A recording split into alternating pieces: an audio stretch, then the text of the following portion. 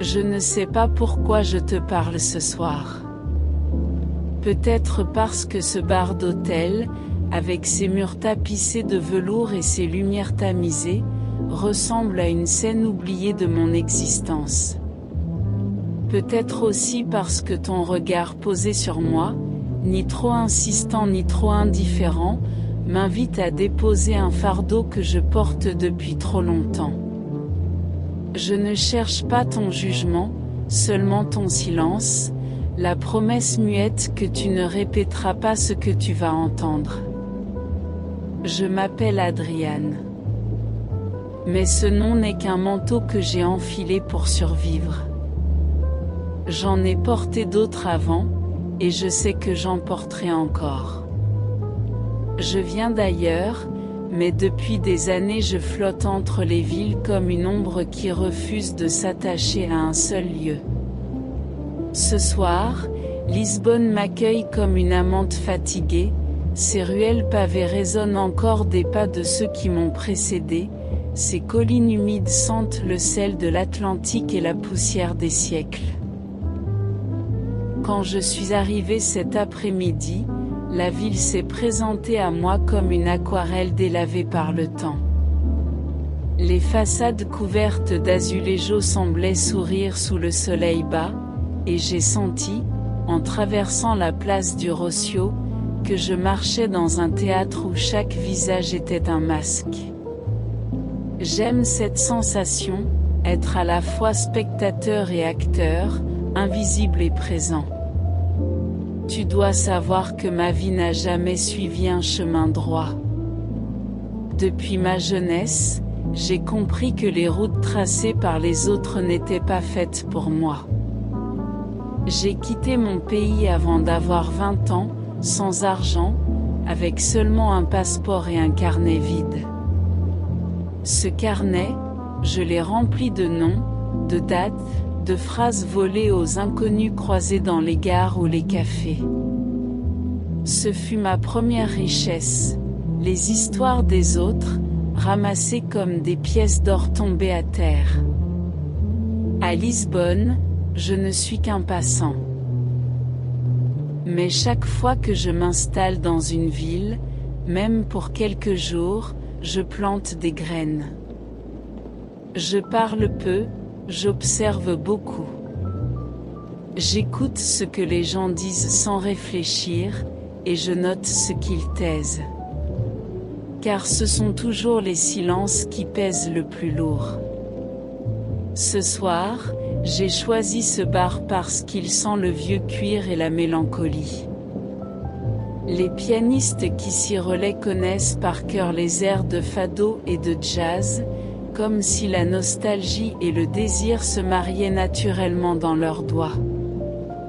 Je suis entrée, j'ai commandé un verre de gin sec, et j'ai attendu. Attendu quoi? Je ne le savais pas, jusqu'à ce que tu arrives et que nos regards se croisent. Si tu m'écoutes, je vais dérouler devant toi la toile de ma vie, fil après fil. Mais je dois te prévenir, ce n'est pas une confession innocente. C'est un labyrinthe où tu pourrais te perdre, car chaque souvenir que je t'offre est une porte qui en cache une autre. Et parfois, derrière la dernière, il n'y a pas de sortie. Je me souviens encore de la nuit où j'ai quitté mon pays. Le ciel était lourd, chargé d'un orage qui n'éclatait pas, comme si l'air lui-même hésitait entre la colère et le silence.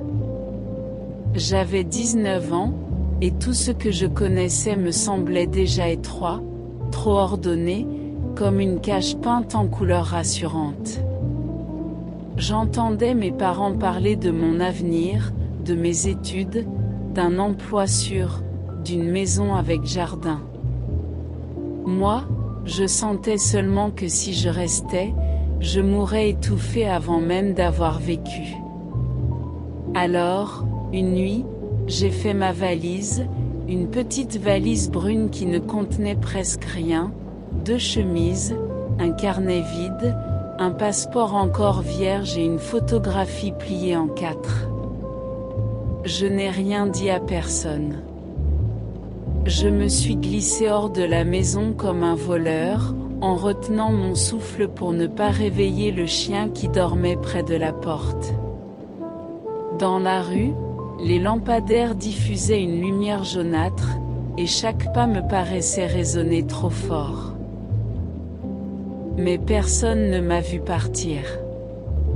C'était la première fois que je ressentais cette ivresse, la liberté mélangée à la peur, la certitude de ne pas savoir où j'allais mais de devoir continuer à marcher.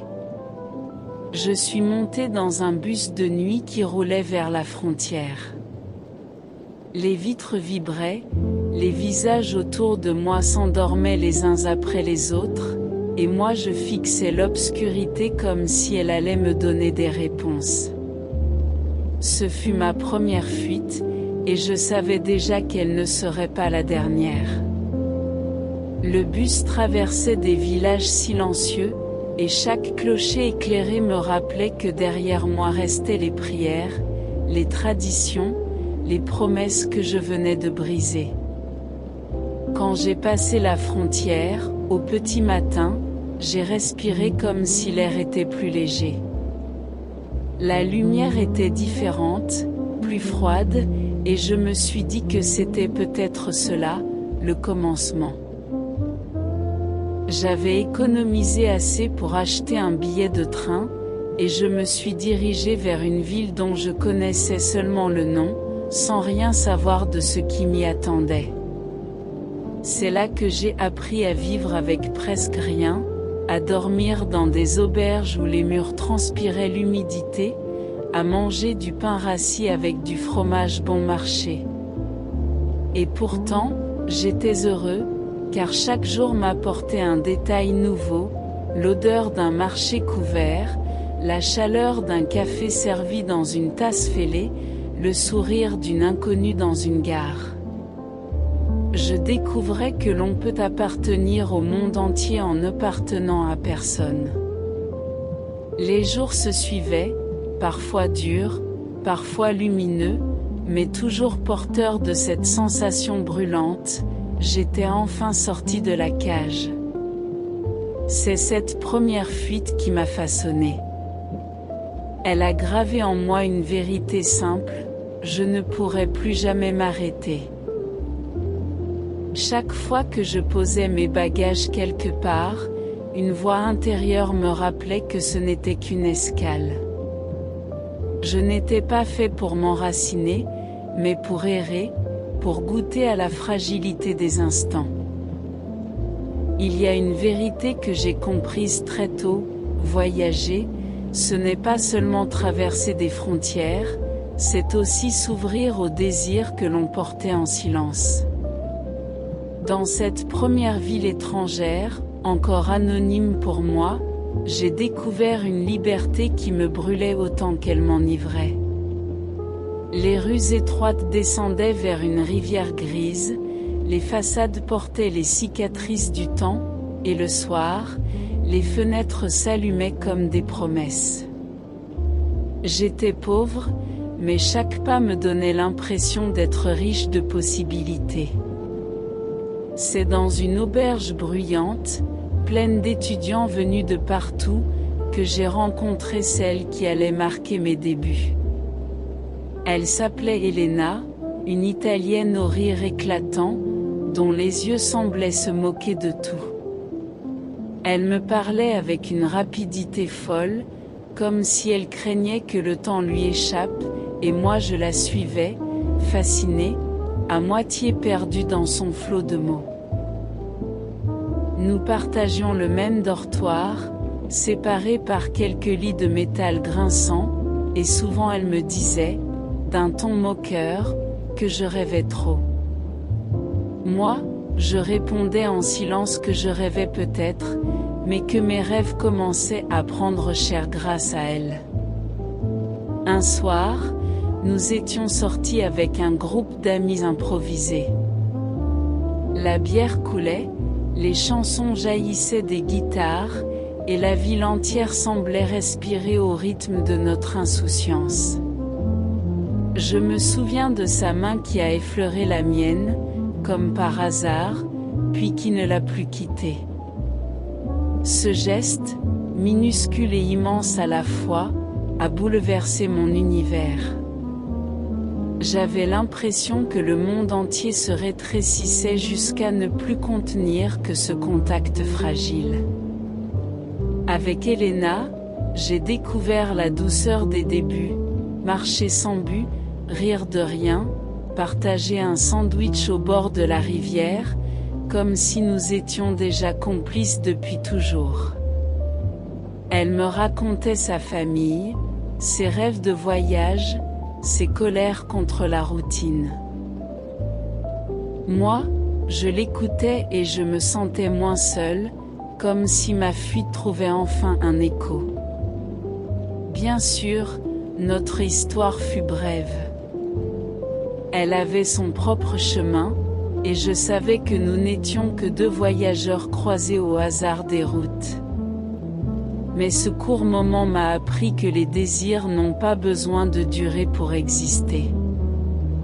Ils s'impriment en nous avec une intensité telle que des années plus tard, on peut encore sentir la chaleur d'une main disparue. Quand elle est partie, un matin gris, avec sa valise trop lourde et son sourire fatigué, j'ai compris que les adieux faisaient partie intégrante du voyage. J'ai regardé son dos s'éloigner dans la brume et je n'ai pas bougé. Je savais déjà que d'autres rencontres viendraient, que d'autres désirs me guideraient, mais je savais aussi que rien n'effacerait la trace de la première fois. Quand le train a ralenti sous les grandes verrières de la gare, j'ai cru que mon cœur allait exploser. J'entendais résonner en moi des siècles d'images et de rêves, peintres, écrivains, amants se promenant sur les quais, lumière tremblante sur la Seine, café bruissant de conversations infinies. J'avais attendu ce moment avec une impatience fébrile, comme si Paris devait m'offrir une révélation. Pourtant, dès que mes pas ont touché le quai, un sentiment plus lourd m'a envahi, quelque chose qui ressemblait à la désillusion. La gare grouillait de monde, les annonces se succédaient dans un brouhaha métallique, et l'odeur du fer humide se mêlait à celle du café brûlé. Je m'étais attendu à un décor de carte postale, j'ai trouvé un chaos gris et nerveux. Dans les rues qui menaient au centre, la pluie tombait en fines aiguilles et les passants se pressaient sous leurs parapluies comme des soldats disciplinés. Je marchais lentement, encombré par mon sac, et j'avais l'impression d'être déjà de trop. J'ai loué une petite chambre dans un hôtel décrépit du quartier latin. Les couloirs sentaient la poussière et les draps portaient des taches indélébiles.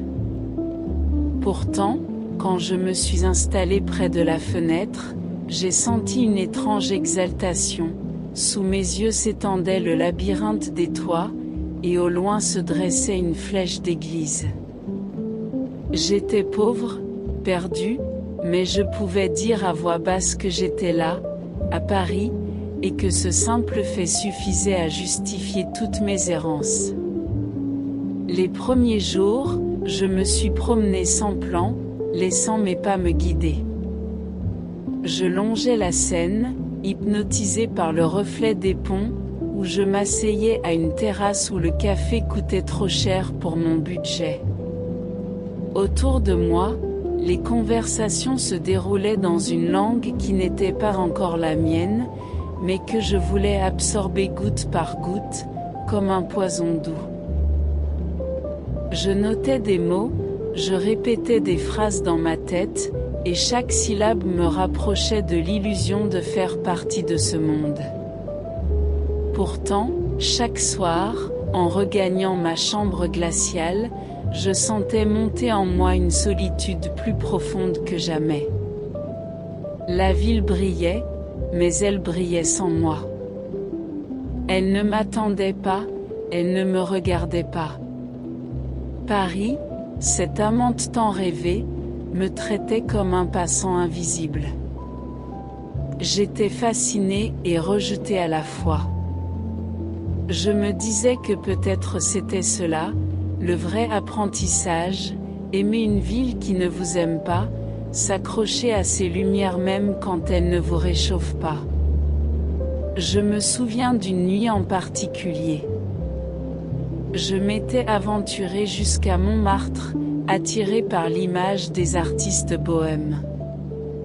Les rues étaient désertes, et devant le Sacré-Cœur, une poignée de touristes buvaient des canettes de bière. J'ai senti le vent froid siffler entre mes dents, et j'ai compris que les légendes ne vivent que dans les livres. Mais au lieu de m'effondrer, j'ai décidé que j'allais chercher ailleurs, dans les interstices de cette ville immense, une vérité qui ne est.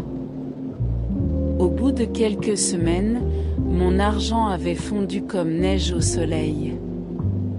Les nuits dans ma petite chambre devenaient de plus en plus longues, ponctuées par le bruit des voisins ou les grincements du plancher. J'aurais pu rentrer chez moi, demander de l'aide, mais cela aurait été admettre ma défaite. Je voulais prouver à la ville, et peut-être surtout à moi-même, que je pouvais y survivre. Alors j'ai commencé à chercher du travail, n'importe quoi qui puisse payer un repas chaud et quelques nuits de plus sous un toit. Un matin pluvieux, je suis tombée sur une petite affiche collée à la vitrine d'un café du quartier latin. On y cherchait un serveur. L'endroit n'avait rien de glamour, table bancale, banquettes usées, odeur persistante de café trop fort et de tabac froid. Pourtant, j'ai senti que c'était là que quelque chose pouvait commencer. J'ai poussé la porte et me suis présenté maladroitement au patron, un homme trapu avec des sourcils broussailleux.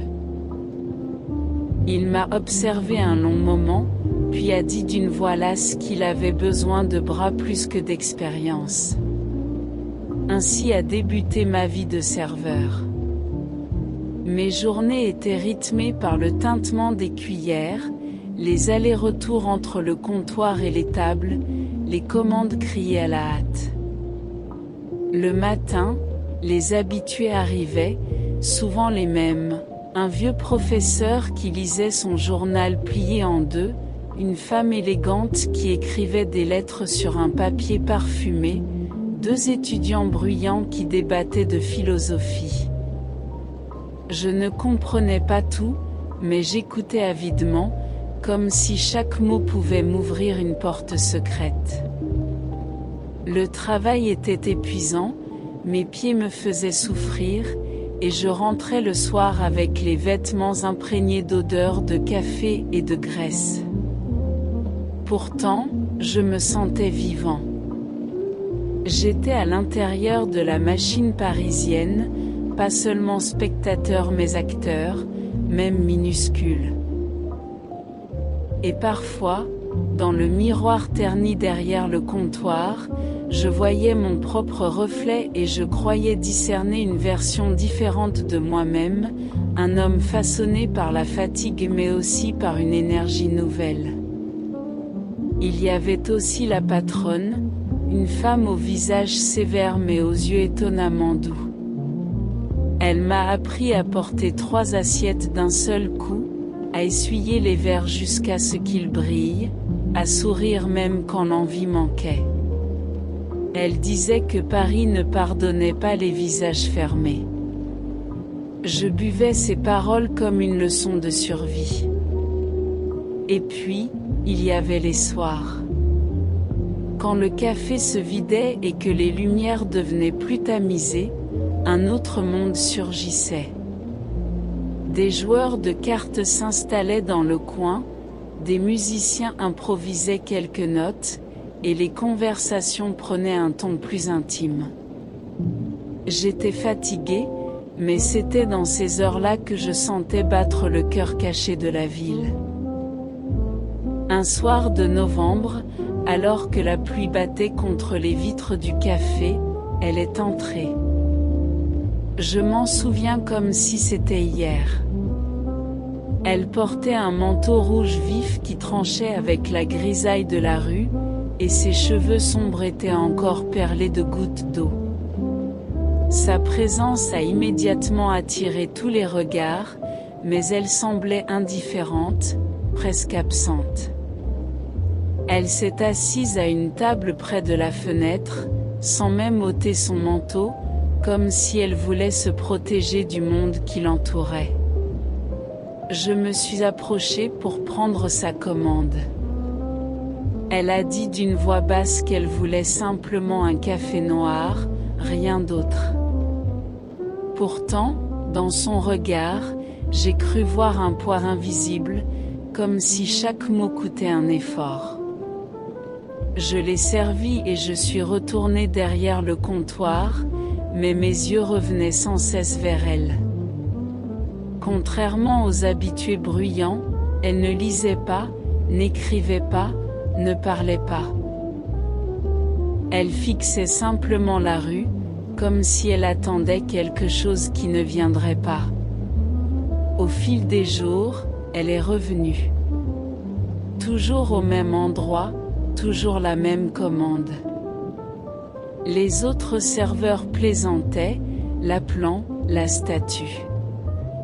Mais moi, je voyais dans son immobilité une forme de résistance, un secret qu'elle refusait de livrer. J'ai commencé à remarquer des détails, ses mains fines, son parfum discret, la façon dont elle frôlait la tasse comme si elle cherchait de la chaleur ailleurs que dans la boisson. Un soir plus calme, je lui ai demandé s'il ne faisait pas trop froid près de la fenêtre. Elle a répondu que le froid lui rappelait quelque chose d'important, quelque chose qu'elle ne voulait pas oublier. Puis elle a souri, un sourire bref, fragile, mais qui m'a frappé en plein cœur. C'était la première fois que je voyais son visage s'illuminer. Les clients l'observaient avec curiosité, certains tentaient d'entamer la conversation, mais elle les écartait poliment. Avec moi, pourtant, elle laissait filtrer quelques phrases, jamais plus qu'il n'en fallait, comme si elle testait ma patience. Elle a dit un soir que Paris n'était pas une ville mais un labyrinthe, et que ceux qui s'y perdaient n'en ressortaient jamais tout à fait les mêmes. Ces mots ont résonné en moi, car je me sentais moi-même piégée dans ce dédale. À mesure que les semaines passaient, son manteau rouge devenait pour moi un signal, une promesse. Quand je la voyais franchir la porte, je sentais que la soirée serait différente, que quelque chose d'imprévisible pouvait arriver. Et dans le silence de ces longues pauses, je me surprenais à inventer des histoires sur elle, peut-être une exilée, peut-être une actrice déchue, peut-être une amante abandonnée. Elle ne confirmait rien, ne démentait rien. Elle laissait planer ce mystère comme une fumée légère. Le lendemain matin, je me suis réveillée avec la sensation étrange d'avoir rêvé toute la nuit. Pourtant, l'odeur de la pluie sur mes vêtements et la fatigue dans mes jambes me rappelaient que tout avait été bien réel.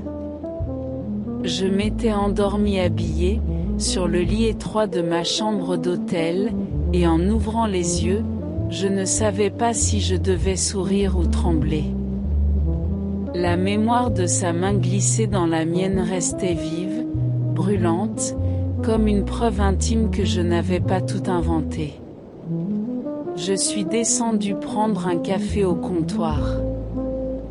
Le serveur m'a demandé d'un air indifférent si j'avais bien dormi. Je n'ai pas répondu tout de suite. J'ai pensé que lui ne pouvait pas savoir que la nuit avait été traversée par une apparition, par une voix capable de transformer chaque silence en énigme. Je me suis contenté d'un oui discret, et j'ai bu lentement mon café noir, en observant les passants derrière la vitre embuée. Je n'osais pas croire qu'elle reviendrait. Pourtant, au moment où je m'apprêtais à partir, j'ai vu son manteau rouge entrer dans le café comme une flamme dans une pièce sombre. Elle s'est approchée avec un sourire presque imperceptible, et s'est assise à ma table comme si elle avait toujours été à sa place. Je lui ai dit que je ne savais même pas son nom.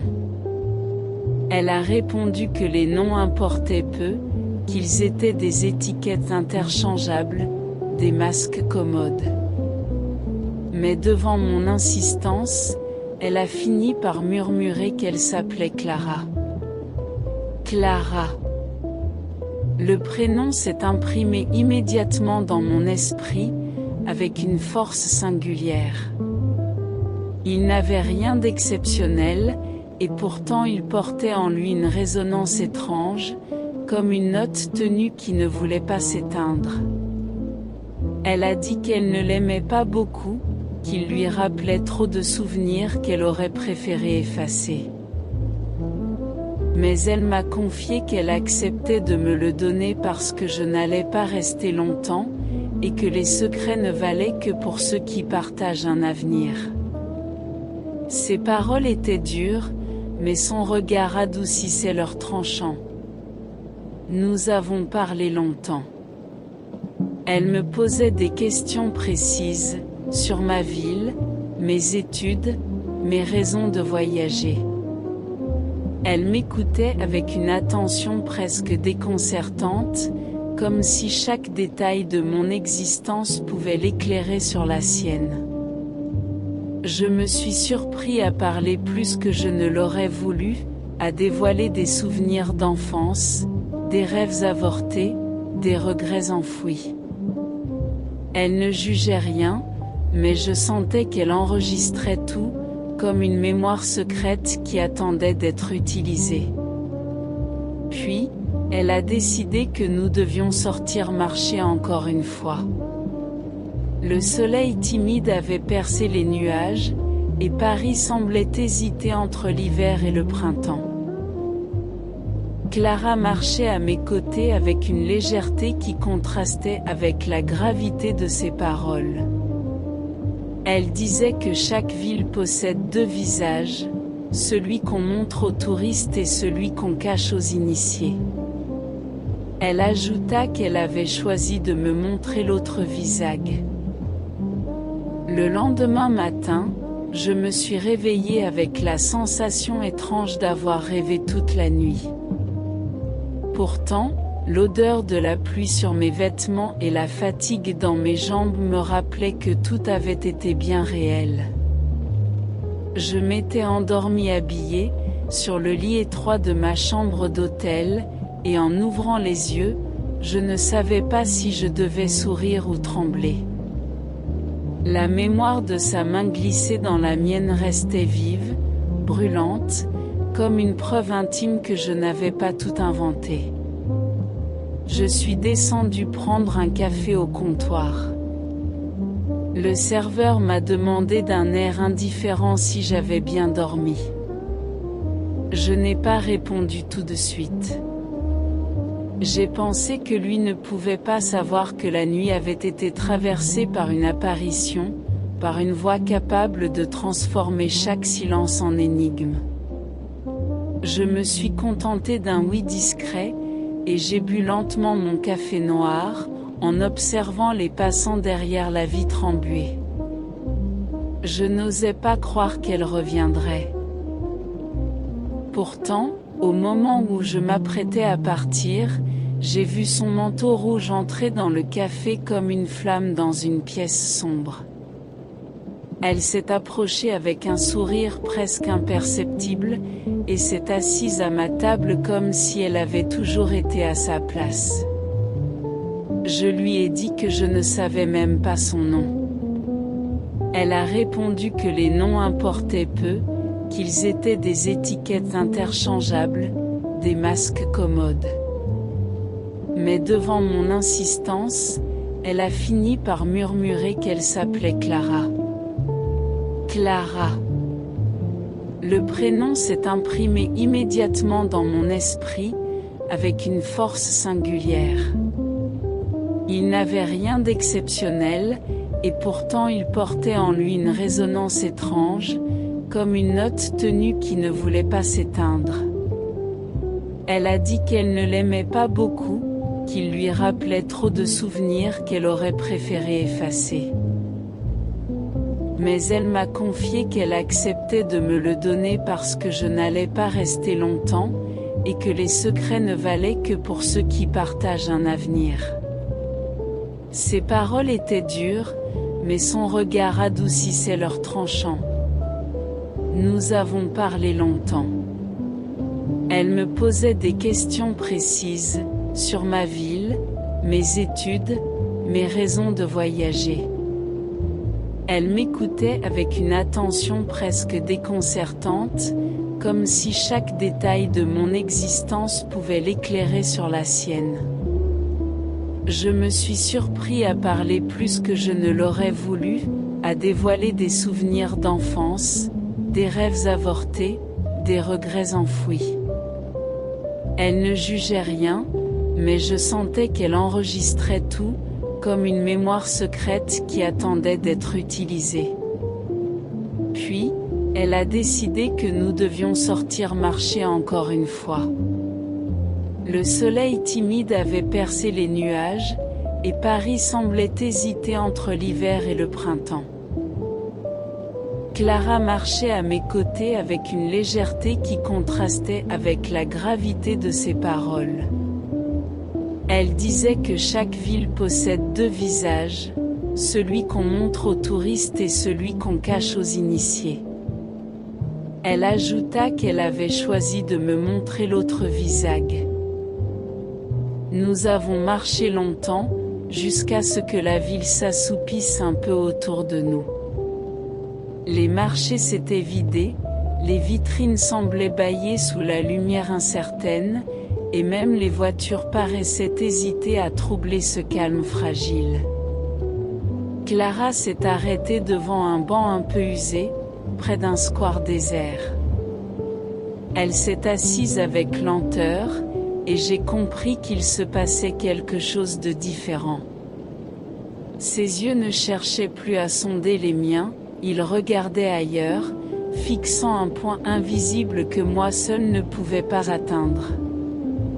Elle a dit que je posais trop de questions sans le savoir, que mon silence l'avait poussée à parler. Elle a ajouté qu'elle n'aimait pas se raconter, mais qu'il arrivait parfois que les histoires insistent pour être libérées, comme si elle ne supportait plus de rester enfermée dans un seul corps. Elle a précisé qu'elle ne me devait rien, que je pouvais partir si je le souhaitais, mais que si je restais, je devais accepter de porter un peu de son fardeau. J'ai acquiescé sans un mot. Alors elle a commencé. Elle a dit qu'elle n'était pas née à Paris. Son enfance avait eu pour décor une ville portuaire où les bateaux venaient et repartaient sans cesse, et où les adieux faisaient partie du quotidien. Son père, marin, disparaissait souvent des mois entiers, et sa mère, fragile, passait ses journées à attendre un retour incertain. Clara disait qu'elle avait appris très tôt que l'absence pouvait être plus solide que la présence. Elle se souvenait des murs humides de leur appartement, des draps qui sentaient le sel et du bruit du vent dans les volets qui ne fermaient jamais complètement.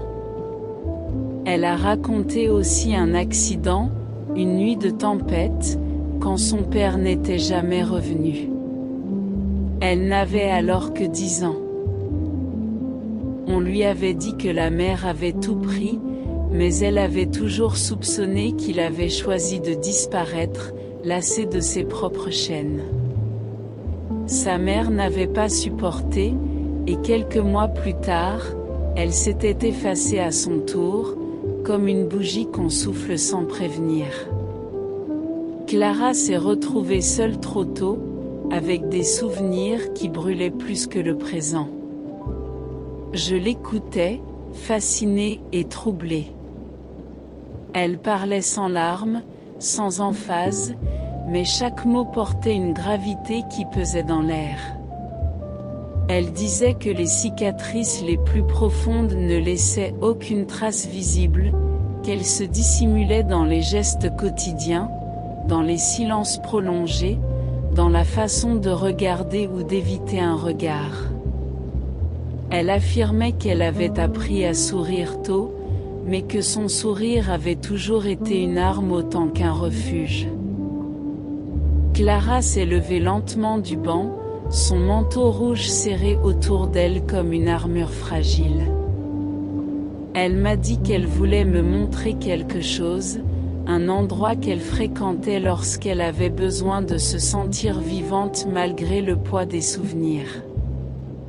Je l'ai suivie sans poser de questions, fascinée par cette certitude qui émanait d'elle. Chaque pas semblait guidé par une nécessité invisible, et moi, je me sentais entraînée dans un monde qui n'appartenait qu'à elle.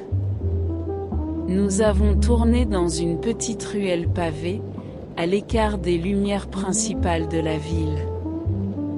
Les murs étaient recouverts de graffitis anciens et de posters déchirés. L'air était plus dense, chargé de l'odeur de la pierre et de la pluie qui s'infiltrait entre les pavés. Au bout de la ruelle, une porte discrète s'ouvrait sur un escalier étroit qui descendait vers un sous-sol. Clara a tapé un code sur un petit clavier, et la porte s'est ouverte avec un déclic métallique.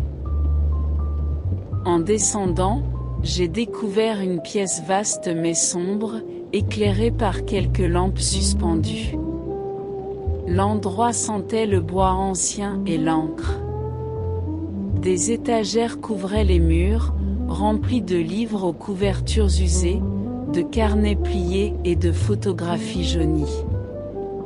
Clara a expliqué que c'était un refuge, un lieu où elle pouvait se retrouver seule avec ses souvenirs, ces fragments de vie que personne ne connaissait.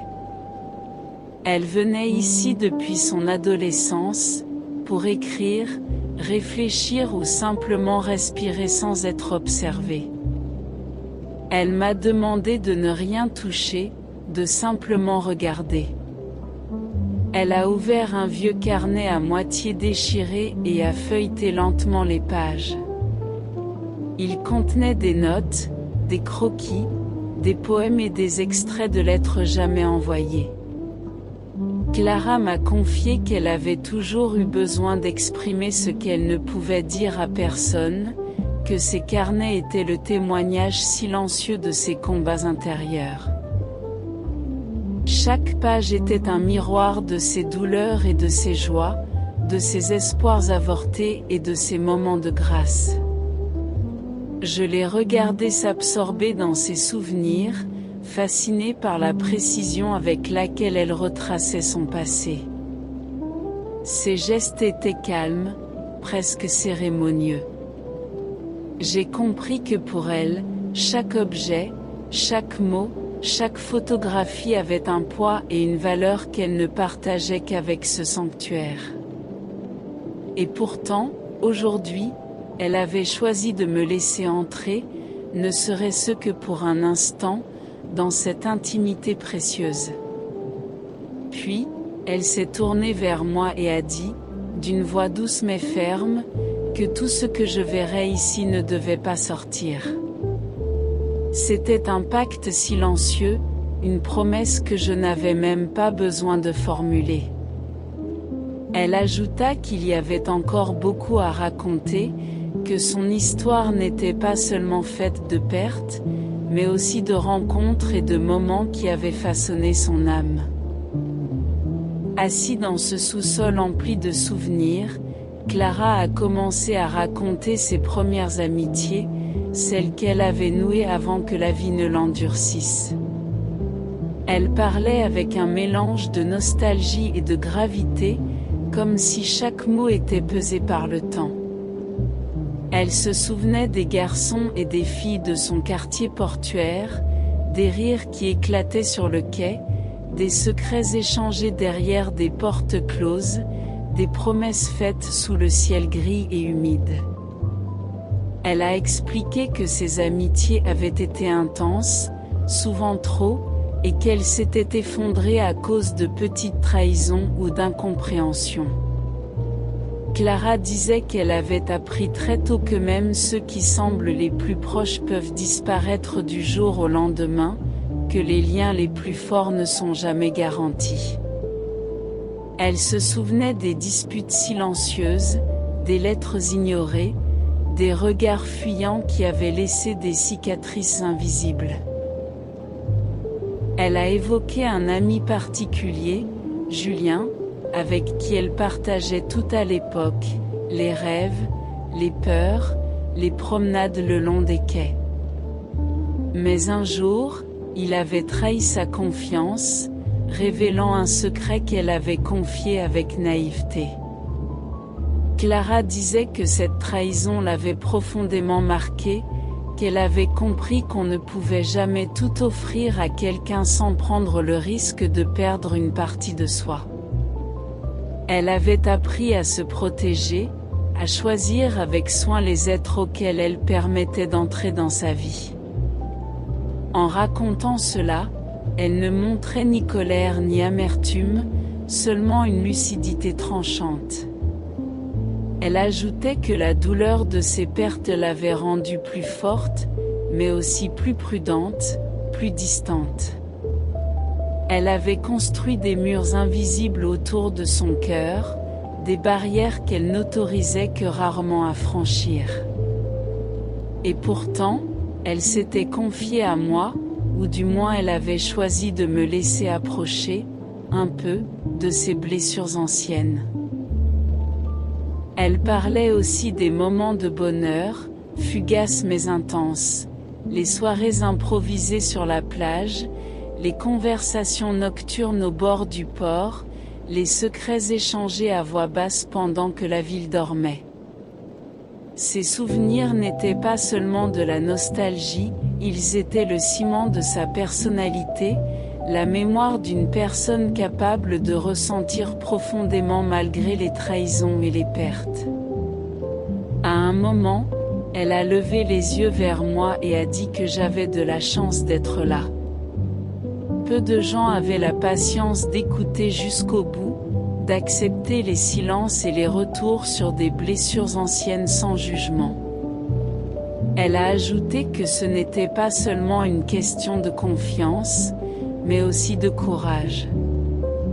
Moi, je sentais que ces paroles n'étaient pas seulement pour moi, elles étaient une reconnaissance silencieuse que je faisais désormais partie de son univers, fragile et précieux. Clara a terminé en précisant qu'elle ne regrettait pas ses amitiés perdues, car elles avaient façonné qui elle était aujourd'hui. Elle disait que chaque décepti. Assis à côté de moi dans ce sous-sol où le temps semblait suspendu, Clara a commencé à raconter son premier amour. Elle disait qu'il s'agissait d'une passion fulgurante, intense et irréfléchie, qui avait fait vibrer chaque fibre de son être. Il s'appelait Alexandre, un jeune homme du même quartier portuaire, aux yeux pétillants et à la voix capable de transformer les silences en promesses. Ils s'étaient rencontrés un été, quand le vent portait l'odeur de la mer jusque dans les ruelles. Clara se souvenait de leurs promenades interminables le long du quai, des soirées où ils partageaient des secrets qu'ils pensaient éternels, et de la chaleur de ses mains serrant les siennes avec une force presque désespérée. Elle racontait tout cela sans nostalgie excessive, mais avec une clarté qui me donnait l'impression d'être moi-même présent dans ces moments. Elle disait que l'amour, à cet âge, est une sorte de feu qui consume autant qu'il éclaire. Mais comme pour tant d'autres aspects de sa vie, cette relation n'avait pas résisté à l'épreuve du temps et des ambitions divergentes. Alexandre avait été emporté par ses rêves, parti étudier à l'étranger, laissant Clara seule avec une promesse jamais tenue et des lettres restées sans réponse. Elle ajoutait que cette séparation, bien qu'injuste, lui avait enseigné la première grande leçon: aimer quelqu'un impliquait toujours le risque de perdre une partie de soi-même. Elle souriait doucement, mais je pouvais voir l'ombre de cette douleur dans ses yeux. Clara m'a dit qu'elle n'avait jamais regretté cet amour, car il lui avait permis de ressentir la profondeur de la vie, de comprendre l'extase et la perte. Mais elle a ajouté qu'elle avait appris à ne plus donner son cœur entièrement, à protéger ce qu'elle avait de plus précieux derrière une armure de prudence et de silence. Chaque relation, depuis Alexandre, avait été mesurée, presque analysée, afin d'éviter de se perdre à nouveau. Puis, elle a réfléchi un instant, et d'une voix plus douce, elle m'a confié que c'était peut-être pour cette raison qu'elle s'était montrée si mystérieuse et distante avec les autres. Mais avec moi, elle avait senti une confiance fragile, suffisante pour partager ces fragments de son passé. Elle disait que ce lien naissant n'était pas encore de l'amour, mais qu'il était sincère, et que cette sincérité était déjà un trésor rare à Paris, une ville pleine de fantômes et de secrets. Elle s'est levée et a pris mon bras, guidant mes pas vers la sortie du sous-sol. La lumière du soir filtrait à travers les vitres humides, dessinant des ombres mouvantes sur les murs. Clara m'a dit que je venais de toucher un PN de son histoire, mais que la vie continuerait à la façonner, et que notre rencontre resterait un moment suspendu entre les souvenirs et l'avenir.